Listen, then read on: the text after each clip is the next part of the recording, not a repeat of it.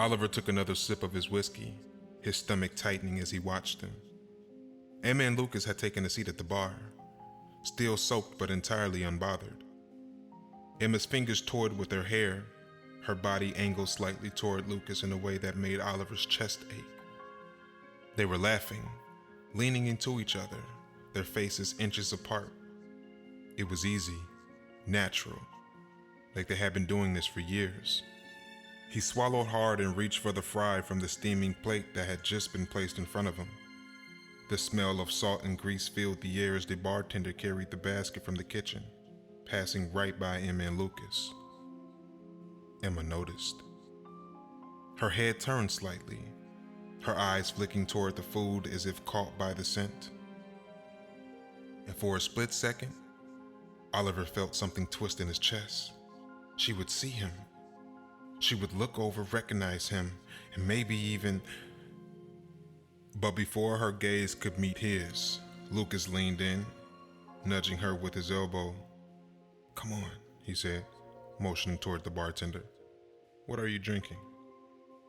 And just like that, her attention snapped back to him. She smiled and turned to order, her momentary distraction forgotten, and Oliver was alone again. He forced himself to eat, though the food had lost its appeal. He barely tasted the fries, barely noticed the heat of the wings. His focus kept drifting back to them, to the way Emma tucked her damp hair behind her ear, to the way Lucas watched her, his smirk never fading. For years, Oliver had imagined what it would feel like to be in Lucas's place, to be the one making her laugh like that, to be the one she reached for, the one she leaned into when the world faded around them. But it wasn't him, and it never would be. Emma stood suddenly, excusing herself as she made her way toward the bathroom. Oliver tracked her movements without meaning to, his fingers tightening around the glass. She disappeared down the hall, and for the first time all night, Lucas was alone. Oliver expected him to check his phone simply out of boredom. What he didn't expect was the shift in his expression, the way his smirk deepened as soon as the screen lit up. Lucas' entire demeanor changed. He sat up straighter, his eyes scanning whatever messages had just came through. And then, just like that, his mood lifted. Not just content, but happy. Oliver narrowed his eyes as Lucas pocketed his phone, pulled a 20 from his wallet, and tossed it onto the bar. Without hesitation, he stood, raking a hand through his damp hair before making his way toward the door. He was leaving.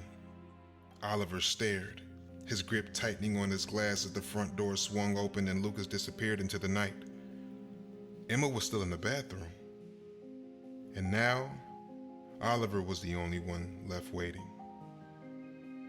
Oliver's stomach churned, a mess of emotions tangled together as he stared at the door Lucas had just walked out of. What the hell just happened? 1 minute, Lucas had been grinning, caught up in whatever message had flashed across his phone. The next, he was gone, leaving nothing but a $20 bill and a soaking wet woman sitting alone at the bar. Oliver's fingers tapped his glass as he tried to sort through what he was feeling. Was this his chance? A part of him, the part that had spent years watching Emma from a distance, wishing for just one moment alone with her, wanted to believe that fate had finally intervened, that Lucas leaving meant something, that maybe, finally, she would see him. But another part of him, the one still burning with jealousy and self-loathing, couldn't ignore the bitter truth. She wasn't here for me. She never was. Oliver exhaled sharply, rubbing a hand over his jaw. He should just stay where he was, finish his drink, and go home. But then Emma appeared. She walked back to the bar, her damp clothes clinging to her as she scanned the room with a confused frown.